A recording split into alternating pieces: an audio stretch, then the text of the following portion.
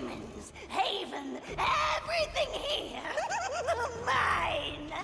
Move on, horsemen, or ye be mine too. Hello everyone, welcome back to the channel. I'm Leonard's Triple G, this time with a review of Darksiders 3. Now, I've been a huge fan of Darksiders since I found the original author, Joe Moderata, which used to draw comics for, I think he started in Image and then he went to Marvel, or he started in someone else and then he went to Image and then he came back to Marvel, whatever. He was a great designer, a great penciler. So, you know, I enjoyed his art a lot. So when I knew that he was getting into games, I just said, oh, I gotta see this. And with Darksiders 1, you know, I just became an instant fan. You know, playing with War, the universes and all, and his moves and the way he talked and everything. Everything was just amazing. Many people compare it to Diablo. At the time, I didn't play Diablo, so I didn't knew. After I realized, yeah, it's a bit like Diablo, but it's an action. It's action. It's not just shooting, you know, doing spams and spams of powers. It's really, you know, fighting. And I really enjoyed Darksiders 1. I super enjoyed Darksiders 2. Darksiders 3, I did enjoy it. But there's a difference. There's a difference between the first two and this one. Just to give you an example, the first Darksiders I played with War, and of course I did normal, hard, and I believe it was very hard. In the second one, Darksiders 2, I did normal, and then I jumped right to very hard. You know, I didn't play. There was a mode called, I think it was Apocalypse, where if you died, you have to start the game all over again. I didn't play that one, but I played the one just before that one, the mode just before that one, and I played it twice. Because I finished the first time, and then there was a DLC or something that came out where he got the Crow armor, and the Crow armor was amazing. It was even better than the Abyssal armor that Death already had in game. And I played the entire game just with Crow armor just because it looked amazing. With Darksiders 3, there's good things. There's good things that they brought from the other two, but there's problems. There's problems because they tried something that they didn't try before. Okay. I'm going to start just by saying, let me start with the character, of course. Fury is a well-developed character. I know that in the trailer seems like she's very one-dimensional, but it's not. Over your playthrough, over the story, she changes. You can even change her more by by choosing certain dialogues in certain cutscenes that will skew her in the progress direction of the ending. Which I believe there are 3 different endings. I think it's the hardest one to get because, you know, you have to make things in a certain way, and I didn't. You know, I looked it up how I could do it right there, and I did. But there are, I think, 3 different endings or 4. I don't know. So the character does have an arc. She looks good. She plays good. That has no problem. No, she uses a whip. The whip is fast. It has a long range.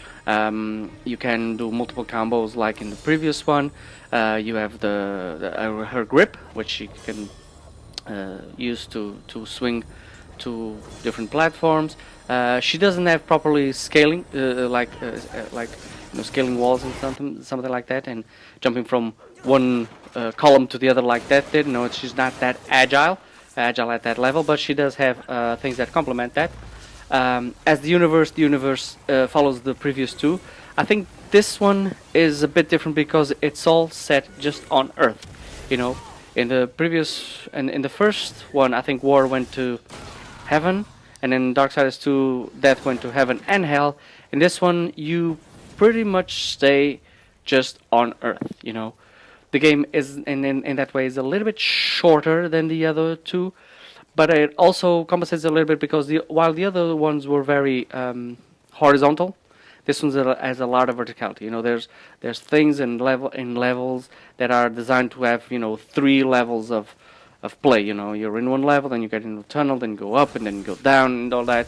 So, in terms of progression, I'm kind of glad they didn't make it that big because, you know, with 3 levels, like going up and down and also expanding, it'll be, you know, a little bit too much. The enemies are great. You know, the enemy designs and the battles that we face are cool. I think the first one is really the one that's hardest because, you know, you're just entering the game and you're still figuring out, you know, how far does she jump, how high does she jump, How does she swing? How far does she swing? Can she do double jump? Can she?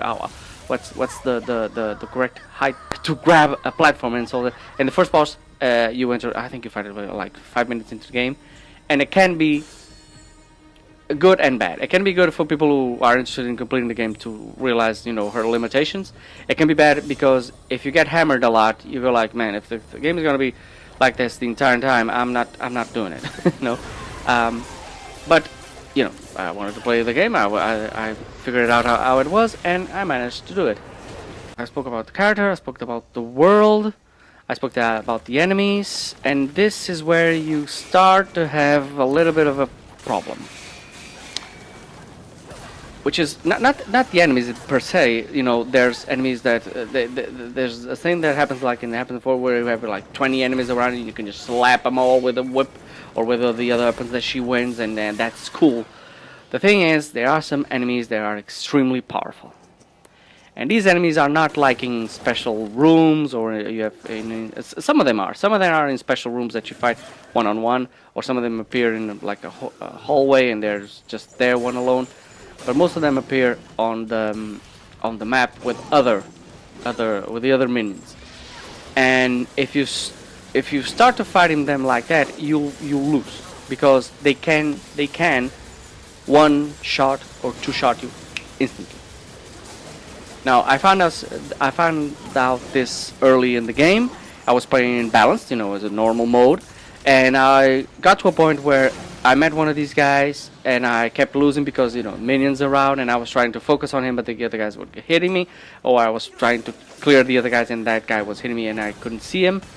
I cleared one, and then just before I got to the next checkpoint, I found another one, and I started dying really, really fast, which was the first thing that alerted me that this was different than Darksiders 1 and 2. This game had this system that was tweaked in like Dark Souls.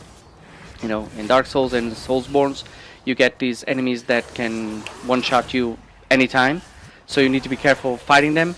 And so I started to realize that there was this level of difficulty that spiked facing these guys. Not in bosses, not particularly in bosses. Bosses are kind of difficult, but you just need to realize the pattern, or maybe you watch a YouTube video and you figure out how to beat them.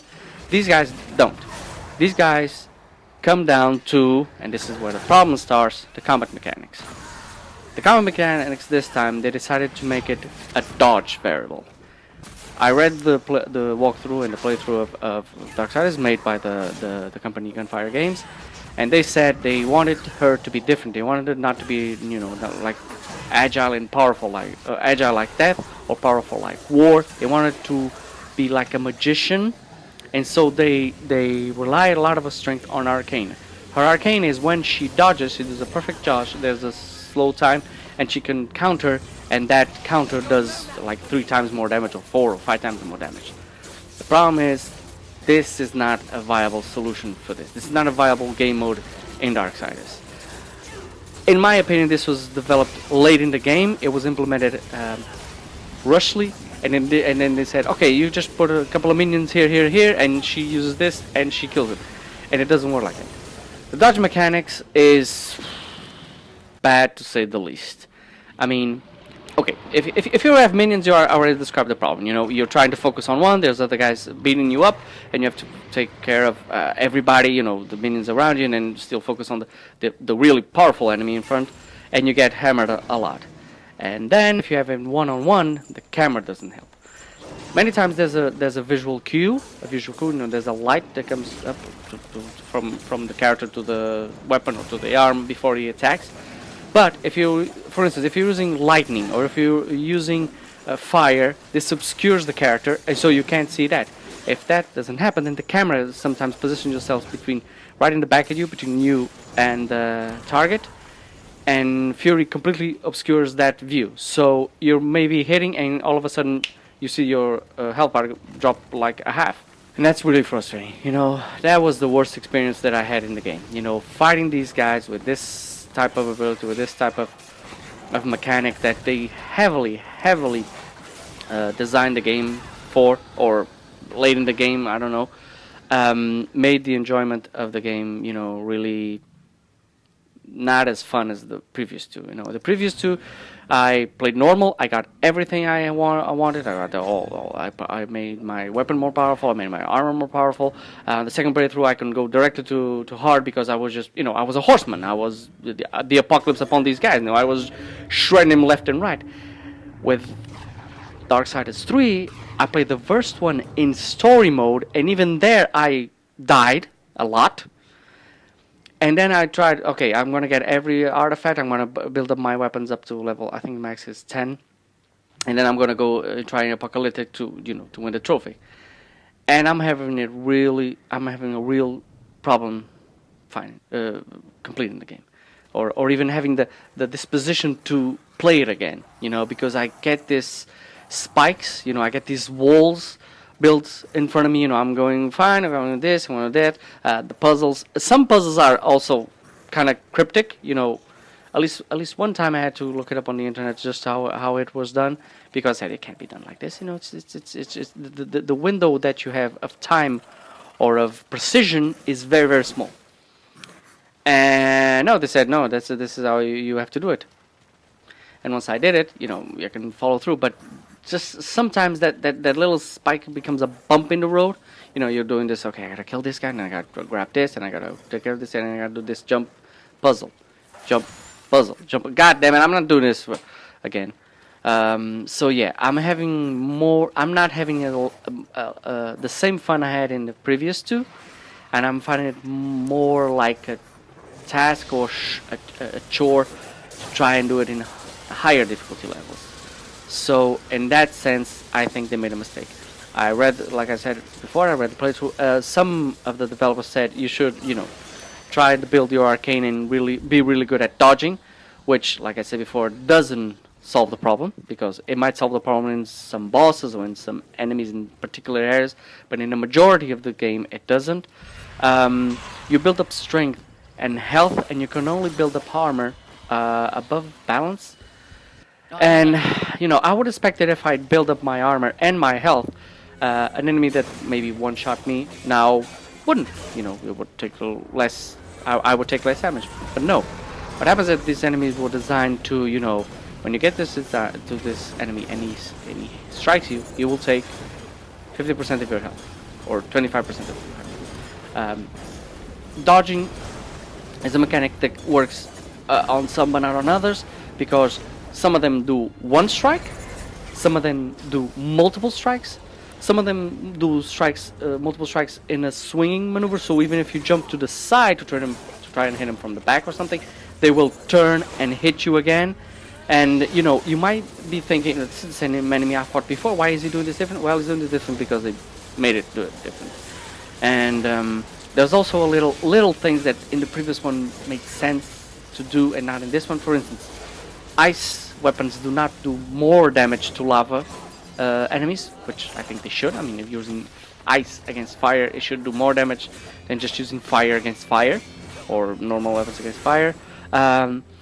You can get armor to increase your strength and your defense when you're using particular weapons.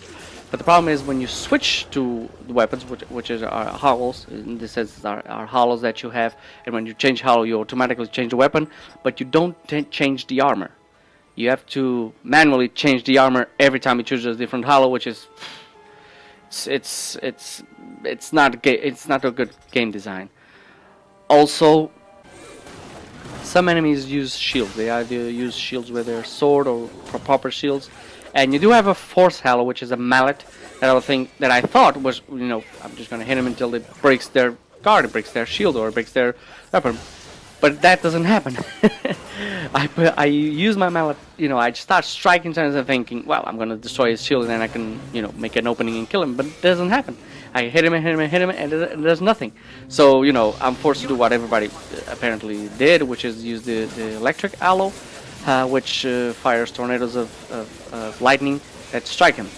That way I don't have to be close to him to hit him, and a bunch of other things. I can also use fire, but fire doesn't have... another thing that's missing is, in the first game, War had like different abilities. He had a range attack, he had an attack which made blades go forward. So you have different specials that you could use that triggered after certain combos, and this one you don't. The combos are very short. You don't. She's supposed to be a magician, but she doesn't have like 3 types of powers when you switch to a hollow. No, he has like one, and one that you trigger, and that's it. You don't have like one is an area attack, one is a long range attack, one is a snare attack. No, it's just one thing that she does, which I think was very reductive for what they wanted to do in the game and what they wanted to do with the character. So yeah, there's all these sorts of problems. Also, you know, I think that they like I said, this game is shorter. So one of the things they decided to remove from the game is maps. They wanted people to, you know, explore the verticality of it, which I don't really remember that the previous ones had maps. I don't think. Also, I don't think that's like the thing that's missing. You say, oh, if I had a map, I could. No, it's not like that.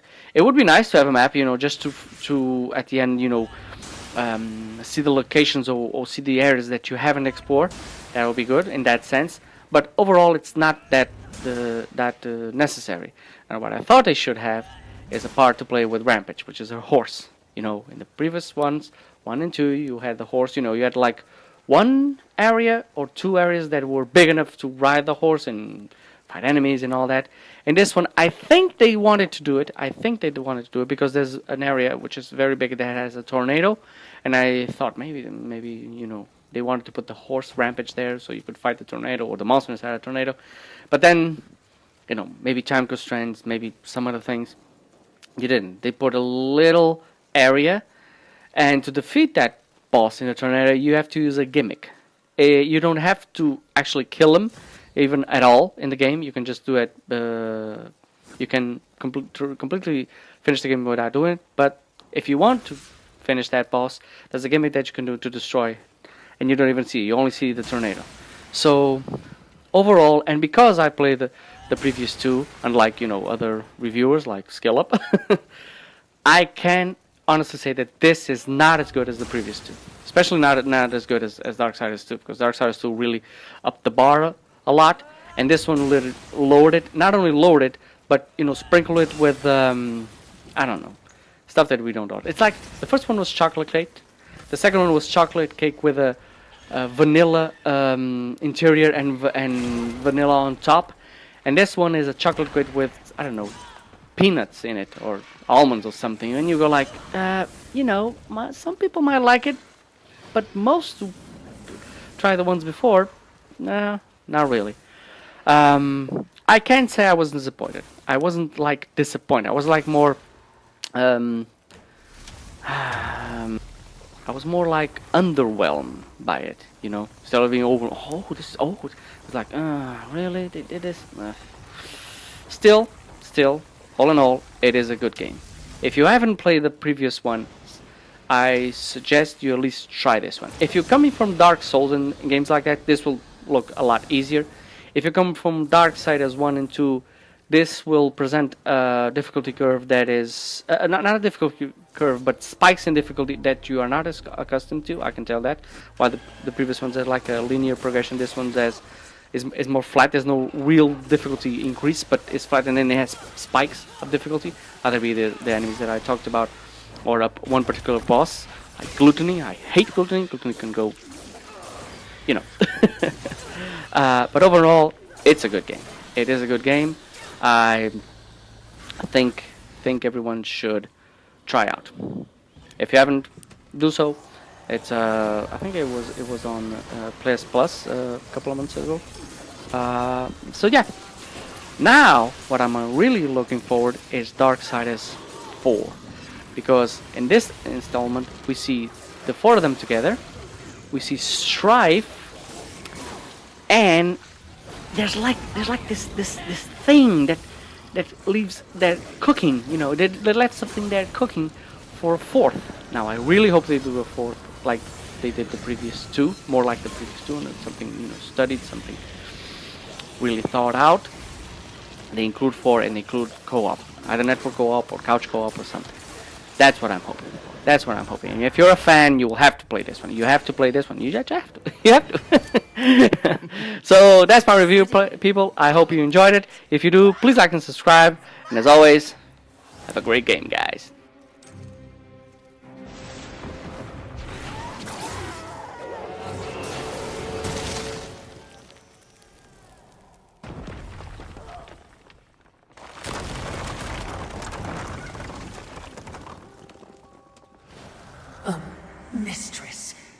to be a bother, but weren't you supposed to catch envy? I did. Watch.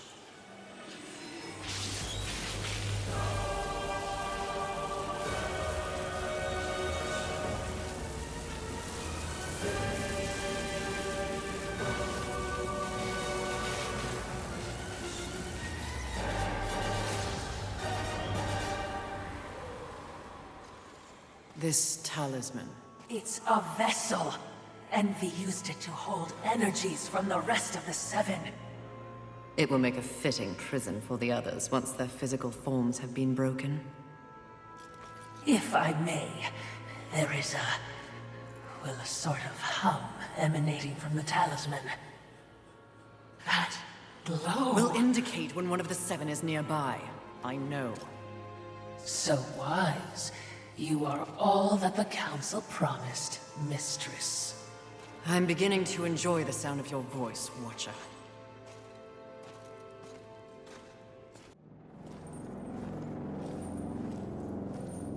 Fool! I told you to silence the traitor! No matter. The young one remains unaware of the power she possesses. The Council will deliberate this turn, and they will send war to Earth. A mistake. The final seal will be broken, and I will revel in the chaos. You may go.